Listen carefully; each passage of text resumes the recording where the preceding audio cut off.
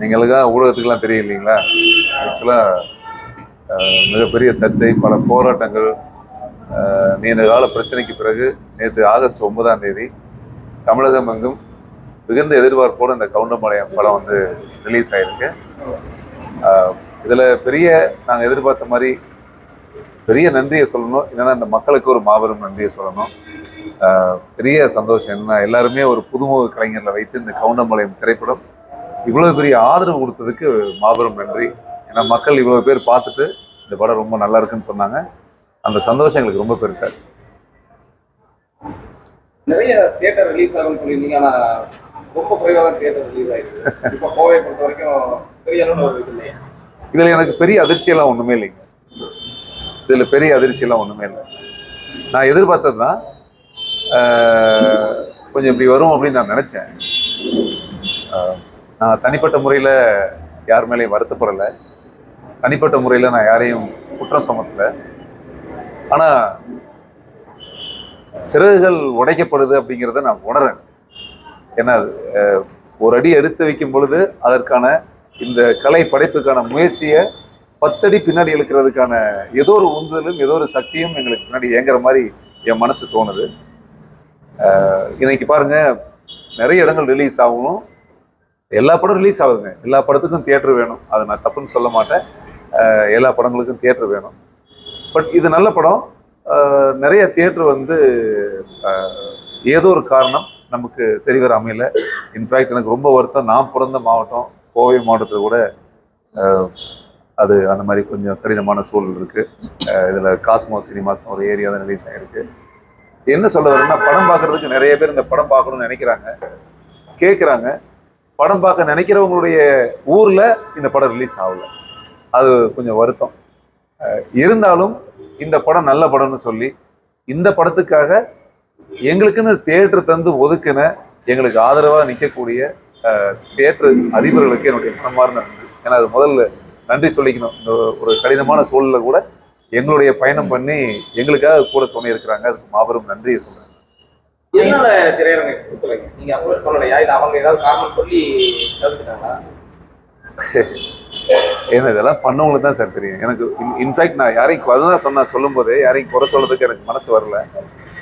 ஏன்னா நான் இந்த படத்தை ஒரு படைப்பா மட்டும்தான் பார்த்தேன். நான் ஒரு சினிமா எடுக்கிறேன், இதை படைப்பை நான் ஒரு படைப்பா மட்டும்தான் பார்த்தேன். மற்றவங்க இதை எப்படி பார்த்துருக்காங்கன்னு எனக்கு தெரியல. இதுல என்ன நாடக காதல்னு நான் சொல்றதுல நடக்கிறது தான் சொல்றேன்னு நான் நினைக்கிறேன். நிறைய இடத்துல நடக்கக்கூடிய விஷயங்களை ஒரு பெற்றோர்களுக்காக ஒரு குடும்பங்களுக்காக நான் ஒரு கதை சொல்ல வரேன். இந்த படம் எல்லாரும் பார்த்தா நல்லது தானே. நான் ஒன்றும் மதுவை குடிக்கிறதுக்கோ இல்லை புகைப்பிடிக்கன்னு சொல்றதுக்கோ இல்லை வேற ஏதாவது போதைப் பொருட்களை வச்சு அதை வியாபாரம் பண்றதுக்கோ நான் படம் எடுக்கலைங்க. நான் நல்ல படம் எடுத்திருக்கேன். ஸோ அதுக்கு ஏன் இந்த அங்கீகாரம் கிடைக்கல அப்படிங்கிறது எனக்குள்ள ஒரு கேள்வியும் எனக்குள்ள ஒரு வருத்தம் இருக்கு. அது ஸ்டில் இருக்கு. பட் இதை வந்து நான் ஆரோக்கியமாகவே நினைக்கிறேன். என்ன நினைக்கிறேன்னா, இந்த மாதிரி ஒரு படங்கள் ரிலீஸ் ஆகும் பொழுது அதனுடைய வெற்றியை தடுக்கிறதுக்கு, அது மக்களை போய் சேர முடியாத அளவுக்கு இருக்கக்கூடிய விஷயங்களை நான் இது எப்படி எடுத்துக்கிறது அப்படிங்கிறது எனக்கு தியேட்டர் கிடைக்கலங்கிற ஒரு குறையை வச்சு நான் யாரையும் நான் சட்டுன்னு கோவிச்சுக்கிறதுக்கு மனசு கஷ்டமா இருக்கு. ஆனால் அதே நேரத்தில் எங்களுக்கு தியேட்டர் கிடைக்கலங்கிறது உண்மை. அது வருத்தம் தான் எனக்கு. நடிகர் ரஞ்சித் வந்து ஆதிக்க சாதியினருக்கு ஆதரவாக பேசுறாரு, ஆணவ கொலைக்கு ஆதரவாக பேசுறாருன்னு சொல்லி ஒரு ட்ரெண்ட் ஆகிட்டு இருக்கு. ஆணவ கொலை ஆணவ கொலை ஆதரிச்சு பேசுறீங்க. இதை பாருங்க, தயவு செய்து தேவையில்லாத நான் எல்லாத்தையும் முதல்ல நான் உங்களை எல்லாம் கையெடுத்து கும்பிட்டுக்கிறேங்க. நான் ஊடகத்துக்கு சரி, நீங்க எல்லாத்துக்குமே சரி கையெடுத்து நான் கும்பிட்டுக்கிறேன். முதல்ல வந்து தேவையற்ற என் மீது உள்ள வன்மங்களை தயவு செஞ்சு தவிர்த்துருங்க. முதல்ல இதுல 10 பைசா பிரயோஜனம் கிடையாது. என்னை பற்றி தவறாக எல்லா இடத்துக்கும் நீங்க சித்தரிச்சிக்கலாம், எந்த பிரயோஜனம் கிடையாது. நான் ஆணவ கொலைக்கு ஆதரவாக நான் என்னைக்காவது சொல்லியிருக்கேனா? நான் சொல்ல வந்த கருத்துங்கிறது வேறு, நான் சொல்ல வர கருத்தே வேறு. அதை நீங்க என்ன எப்படி போர்ட்ரைட் பண்ணிருக்கீங்க சமூகத்துல? ரஞ்சித் ஆணவ கொலைக்கு ஆதரவானவர், ரஞ்சித் வந்து ஆணவ கொலைக்கு தான் சப்போர்ட் பண்றாரு அப்படின்னு அது எப்படி நான் வாயால சொல்லுவேன்? ஏங்க, பாதிக்கப்படுற காதல்ல பாதிக்கப்படுற 2 பேரும், பொண்ணாகட்டும் ஆணாகட்டும், 2 பேரும் ஒரு தாய்க்கு குழந்தைக்கு தான். அது எந்த குழந்தை பாதிச்சிருந்தாலும் அந்த அம்மாவுக்கு கண்ணில் தண்ணி வரதானே செய்யும். உலகத்துல வன்முறை தீர்வாகாது சாமி. ஒருத்தனை கொலை பண்றதுனாலயோ ஒருத்தனை சாவறதுனாலயோ அது தீர்வாயிடுமா? அவ்வளவு இரக்கமில்லாத மனிதனா நானு? என் மீது இப்படியா ஒரு களங்கம்? நீங்க எல்லாரும் சமூக வலைதளங்கள்ல மற்ற இடங்கள்ல பார்க்கும்போது நான் என்ன கருத்து சொன்னேன், அந்த கருத்து இப்ப எப்படி திருச்சி வெளியே வந்திருக்குங்கிறது எவ்வளவு கஷ்டமா இருக்கு. நான் இத்தனை ஆண்டு காலம் நான் எடுத்திருக்கிற அந்த நன்மதிப்பு, எனக்குன்னு ஒரு குடும்பம் இருக்கு, என் வாழ்க்கை இருக்கு, என் நண்பர்கள் இருக்கிறாங்க, என் சொந்த பந்தம் இருக்கு, என் பிறப்பு இருக்கு. எல்லா மனிதனும் வாழ்க்கையில நல்லா இருக்கணும்னு நினைக்கிறதே என்ன தெரியுங்களாங்க? இந்த நல்ல மனுஷன் போறான் பாரு, அந்த நல்லா இல்லையா, 4 நல்ல பேர் வாங்குறதுக்கு மட்டும்தான். அதை எப்படியெல்லாம் நீங்க நான் சொன்ன கருத்துக்களை நீங்க திருச்சு போய் மக்களை சேர வச்சிருக்கீங்க. யாராவது ஒரு மனிதன் ஆணவ கொலைக்கு சப்போர்ட் பண்ணுவானா சாமி? சொல்லுங்க. யாரும் சப்போர்ட் பண்ண மாட்டாங்க. சத்தியமா நான் சப்போர்ட் பண்ண மாட்டேன். எனக்கு கொலைங்கிறது எனக்கு பிடிக்காது. ஒரு உயிர் பலிங்கிறது நமக்கு வாழ்க்கையிலே ஆகாது. அது எனக்கு என்னைக்கும் பிடிக்காது. ஸோ அதனால நான் ஆணவ கொலைக்கு நான் ஆதரவாக சொல்லியிருக்கேன்ற விஷயத்த தயவுசெய்து இனிமேலும் பேசாதீங்க.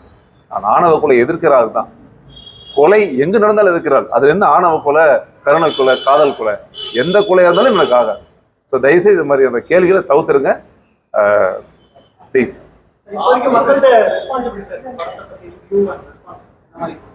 சார் படம் சூப்பரா இருக்கு.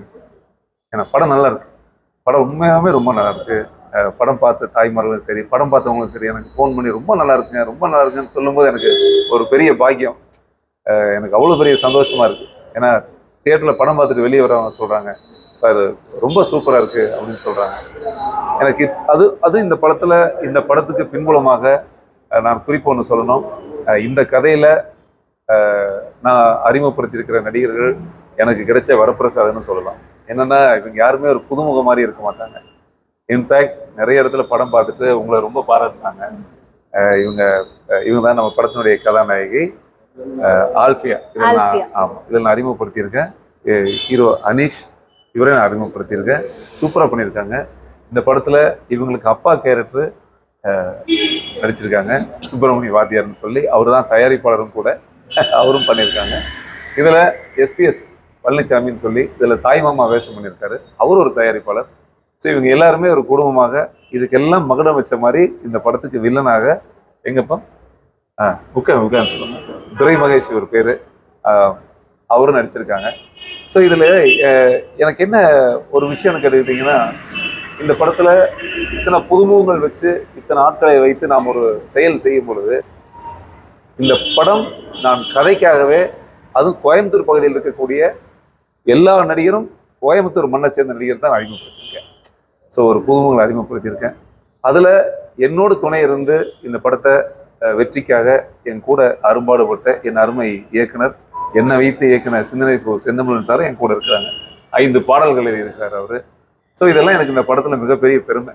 இந்த படம் தயவு செய்துங்க, இந்த படம் நீங்கள் தியேட்டருக்கு வந்து பார்க்கணும்.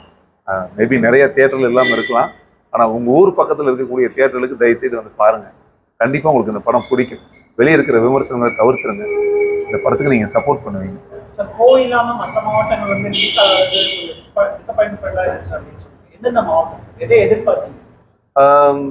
கிட்டத்தட்ட நான் ஒரு 200 சென்டர், நிறைய தியேட்டர் போடுறதா நம்ம எதிர்பார்த்தது தான். ஒரு 200 இடங்களில் ரிலீஸ் ஆகும் அப்படின்னு நினச்சிருந்தேங்க.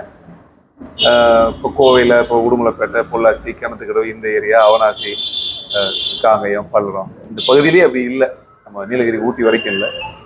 சரி, அதே போல் திண்டுக்கல், ஒட்டஞ்சத்திரம், தென்காசி, நம்ம திருநெல்வேலி, தூத்துக்குடி சைடு, தஞ்சாவூர் சைடு, நிறைய இடங்கள் இந்த படம் தியேட்டரில் இல்லாமல் இருக்கிறது ரொம்ப வருத்தமாக இருக்குது. ஏன்னா அதுக்கு ஒரு படைப்புங்கிறது சாதாரண விஷயம் இல்லைங்க. இது கலைக்கு ஒரு சுதந்திரம் இருக்குன்னு சொல்கிறோம். அந்த கலை, நான் இந்த படத்தில் ஒரு சாதிய ரீதியாகவோ ஒரு மத ரீதியாகவோ யார் மனசையும் காயப்படுத்தணுங்கிறதுக்காக நான் அந்த படம் எடுக்கவே இல்லை. நடந்த விஷயத்த சொல்லணும்னு எடுத்திருக்கேன். அதுவும் நமக்கு ஒரு சென்சார் இருக்கு. அந்த சென்சார் இருக்கு. ஒரு படம் தவறா இருந்தா சென்சார்ல வெளியே வராது. அந்த படம் தவறா இருந்தா சென்சார்ல அந்த காட்சிகளை நீக்கிடுவாங்க. அப்படி நான் சென்சார்ல போய் சென்சார் உத்தரவின் பேர்ல அந்த சர்டிபிகேட் அடிப்படையாக வச்சுதான் அந்த படமும் ரிலீஸ் ஆகும். அந்த ரிலீஸ் ஆனதுக்கு அப்புறம் நடக்கக்கூடிய போராட்டங்கள் உங்களுக்கே தெரியும். ஒரு தடவை ரிலீஸ் தள்ளி போச்சு. இப்போ திரும்ப கஷ்டப்பட்டு இந்த தியேட்டர்களுக்கு கொண்டாந்து கொடுக்கும்போது சரியான திரையரங்குகள் கிடைக்கல அப்படிங்கிறது எனக்கு பெரிய வருத்தம். ஏன்னா இந்த சினிமா என்பது ஒரு மாய விளையாட்டு. இதில் ஒரு தயாரிப்பாளருடைய நிலைமை வந்து பாவம், சின்ன ப்ரொடியூசர்ஸ் அவங்களாம் அவங்க நிலைமை எனக்கு ரொம்ப கஷ்டமாக இருக்குது, வருத்தமாக இருக்குது. ஆனாலும் எங்களுக்குள்ள ஒரு பெரிய நிறைவு என்னன்னா, ஒரு நல்ல படம் எடுத்திருக்கோம். கட்டாயமாக இப்போ ரிலீஸ் ஆகி இன்னைக்கு 2வது நாளில் நாங்கள் தோற்று போயிடல. மக்களுடைய மனசை ஜெயிச்சிருக்கோம், மக்களுடைய மனசில் வென்றெடுத்திருக்கோம். மக்கள்கிட்ட இந்த படம் நல்ல ரிப்போர்ட்டு, மக்கள் பார்த்தவங்களும் எனக்கு கூப்பிட்டு பாராட்டுறாங்க. எனக்கு அந்த பெருமையே பெரிய பெருமையாக இருக்குது ஆக்சுவலாக. திரைக்கு வராத படங்களும் சரி, திரைக்கு வந்தும் தேட்டர்ஸ் கிடைக்காத படங்களும் சரி, ஓடிடி பிளாட்ஃபார்ம் சப்போர்ட் பண்றாங்க. நீங்க அந்த மாதிரி ஓடிடி எதுக்குள்ள சைன் பண்ணீங்க? நிச்சயமா நிச்சயமா மக்களுடைய மனசுக்கு செல்லக்கூடாதுன்னு யாராவது நினைச்சிருப்பாங்க. நம்ம படத்தை மக்கள்கிட்ட போகக்கூடாதுன்னு நிறைய பேர் எதிர்பார்க்குறாங்க. கவுண்டமலை என்ற திரைப்படம் தமிழ்நாடு மக்களுடைய பார்வைக்கு போகாது அப்படிங்கிறதுல நிறைய பேர் இன்னும் காத்துக்கிட்டே இருக்கிறாங்க. நான் எல்லாத்துக்கும் ஒன்று சொல்கிறேன், உண்மையை யாருனாலையும் ஜெயிக்க முடியாது. நான் நல்ல படம் எடுத்திருக்கேன், நேர்மையான படம் எடுத்திருக்கேன். இந்த படம் எல்லா வீட்லேயும் எல்லா மக்களும் பார்க்கும்படி கூடிய விரைவில் ஓடிடியில் ரிலீஸ் பண்ணுவேன். 2-3 ஓடிடி எங்கிட்ட பேசிட்டு இருக்காங்க. நான் கூடிய சீக்கிரம் அந்த முடிவு எடுத்தேன்.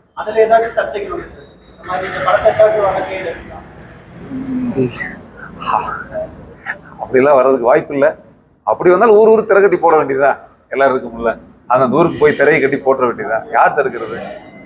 யார் தடுக்க முடியும்? வீட்டுக்கு வீடு கேசட் எடுத்து கூட போடுவோம். என்ன பண்ண முடியும்? சில படங்கள் நம்ம ரிலீஸ் தேதிக்கு பிறகு கூட ஒரு சில தியேட்டர்கள் வாங்கி ரிலீஸ் பண்ணிருக்காங்க இல்லையா? முன்னாடி அந்த மாதிரி ஏதாவது வாய்ப்புகள் இருக்கா? திரையரங்கம் ரிலீஸ் பண்றதுக்கான வாய்ப்பு? இல்ல இப்பவும் நான் மகிழ்ச்சியா இருக்கிறேன். என்ன மகிழ்ச்சியா இருக்கேன்னா, மக்களுடைய ரிப்போர்ட் மட்டும்தான். படம் பார்த்த எல்லாருமே படம் நல்லா இருக்குன்னு சொல்லிட்டாங்க. எனக்கு எந்த சோகமோ எந்த விஷயமோ கிடையாது. இப்போ இந்த படத்தை நம்ம ரிலீஸ் பண்ணியிருக்கோம். இப்போ தியேட்டர் பேசிட்டே இருக்காங்க. இன்னைக்கு கூட புதுசா 8 தியேட்டர் இல்லைங்களா? இப்போ கூட புதுசா ஒரு 8 தியேட்டர் நமக்கு வாய்ப்பு கொடுத்துருக்காங்க. நான் அதை தான் சொல்ல வரேன். ஸோ ஒரு படம் ரிப்போர்ட் நல்லா இருந்தா எங்களுடைய ஒரே நம்பிக்கை, எல்லா கலைஞருக்கும் ஒரு நம்பிக்கை இருக்கு இல்லைங்களா?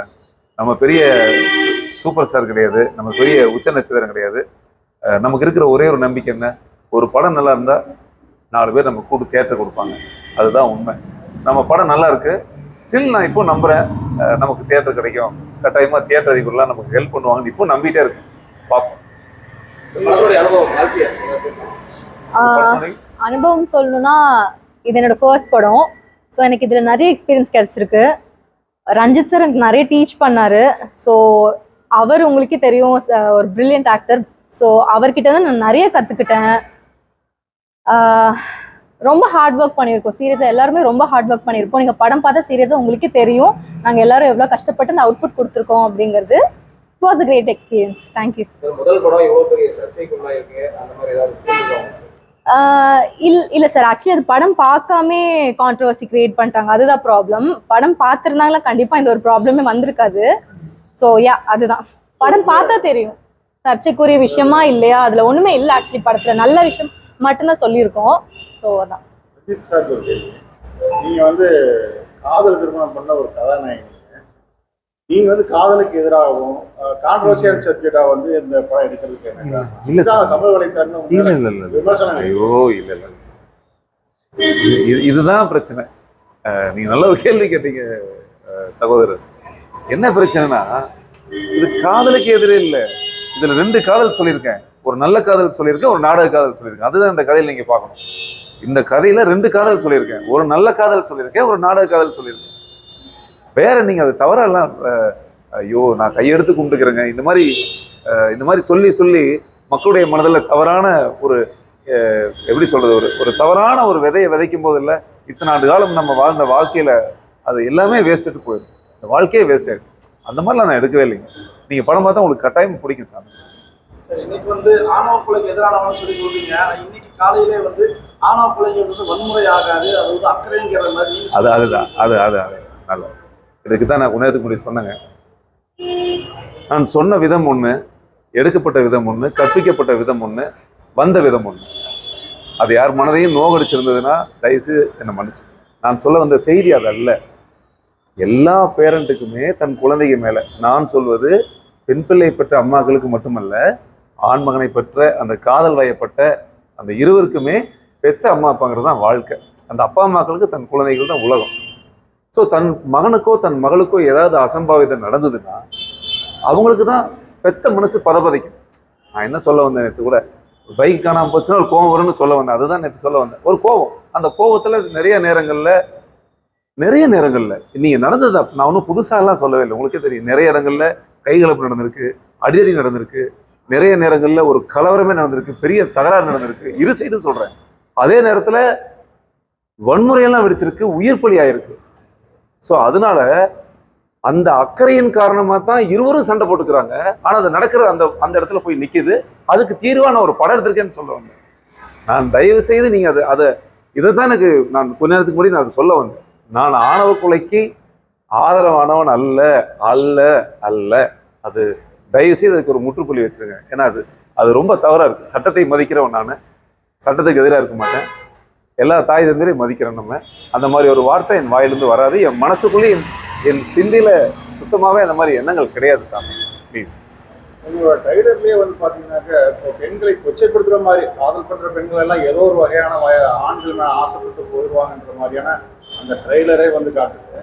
அது வந்து ஒட்டுமொத்தமாக அதிகபட்சமான விமர்சனத்தை ஏற்படுத்துச்சு. உங்கள் படத்தின் மேலே அதிகபட்ச விமர்சனம் உருவாக்குனது அந்த ட்ரெய்லரில் வந்த காட்சி. சரிங்க, அந்த காட்சி அவசியமானது இல்லை சரி. படம் நீங்கள் பார்த்தீங்கன்னா ட்ரெய்லரில் பார்க்கும்போது ஒரு விதமான உணர்வு கொடுத்தது. ஆனால் நீங்கள் படம் பாருங்க சார், பாராட்டுவீங்க. எல்லாரும் தாய்மார்களும் தேட்டரில் படம் வந்திருக்கு, தேட்டருக்கு வந்திருக்கு, எல்லாரும் பார்த்து பாராட்டுறது தான் நான் சொல்கிறேன். தியேட்டருக்கு வந்திருக்கு. அந்த மாதிரி இருந்தால் நமக்கும் கூசும். நான் அது ஒரு 30 செகண்டில் ஒரு ட்ரெய்லர் கட் பண்ணி போடும்பொழுது வேற ஒரு தன்மை கிரியேட் ஆகுது. ஆனால் படத்தில் தியேட்டரில் வந்தீங்கன்னா நீங்கள் நான் உண்மையாக பாராட்டுவீங்கன்னு நான் சொல்கிறேன்.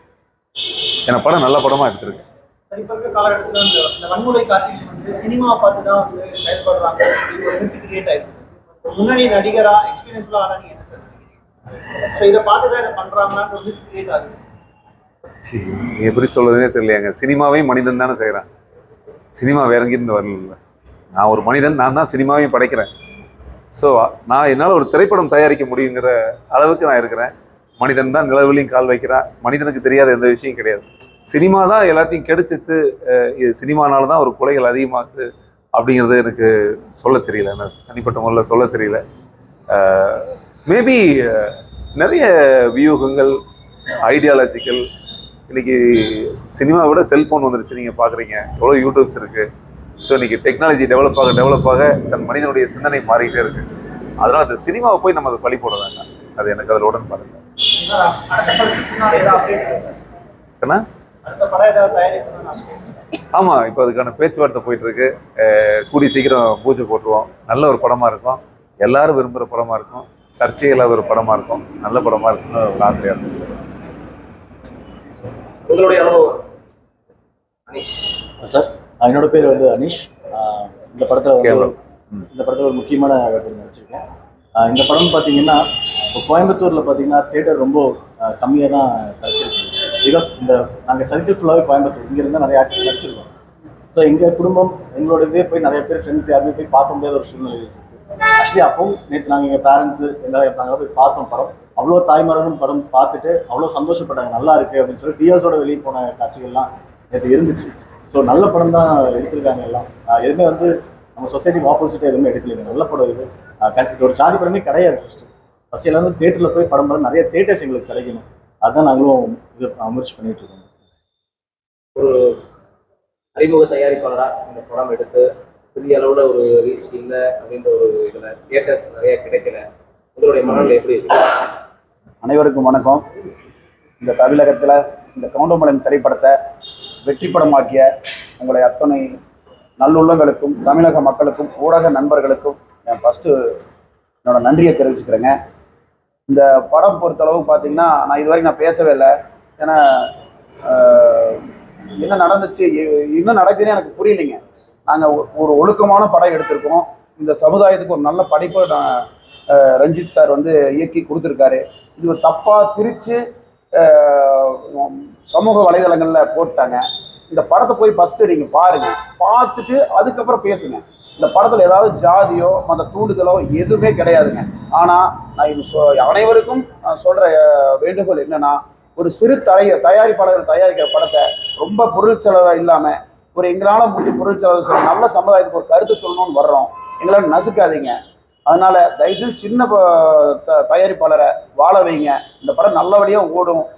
அடுத்தபடியாக இந்த தேட்டரை முடிச்சு அடுத்து ஓடிடி ரிலீஸ் பண்ணான்ட்டு இருக்கோம். அனைவரும் அந்த தளங்களில் வந்து பார்த்து இந்த படத்தை மிகப்பெரிய வெற்றிப்படை ஆகுங்கன்னு நான் உங்களால் அன்போடு கேட்டுக்கிறேன். நன்றி. நசுக்குறாங்கல்ல யார் சொல்றது?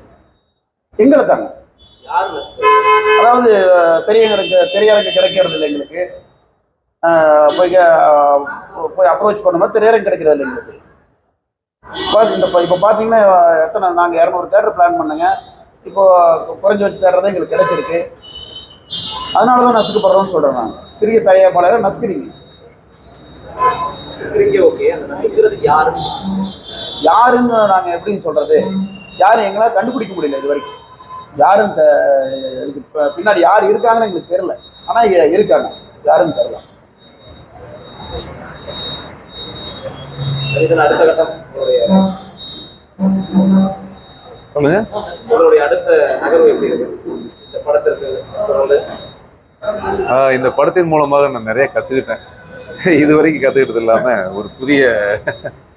ஒரு புதிய சினிமாக்காரனாக எப்படி சொல்லுவாங்க 2.0 மாதிரி ரஞ்சித் வந்து 3.0 அந்த மாதிரி என் மனசுக்குள்ள இனி ஒரு ரஞ்சித் வந்திருக்கிறேன் மைண்டில் இருந்து. சொல்லுவாங்கல்ல இப்படி இப்படி இப்படி இப்படி இருந்தா இப்படி ஆயிட்டாங்கிற மாதிரி. ஸோ இந்த ரஞ்சித்துக்குள்ள ஒரு புதிய உத்வேகம் இருக்கு, நம்பிக்கை இருக்கு. கூட்ட குடிஞ்சு போயிட மாட்டோம், நிமிர்ந்து நிற்போம். ஏன்னா நம்ம சத்தியம் நம்ம பக்கம் இருக்கு, நேர்மையா இருக்கும், நியாயமா இருக்கும். அதனால ஒரு புதிய உத்வேகத்தோட கட்டாயமா கூடிய விரைவில் நல்ல செயல்களோட கிளம்புறேங்க. கட்டாயம். நன்றி.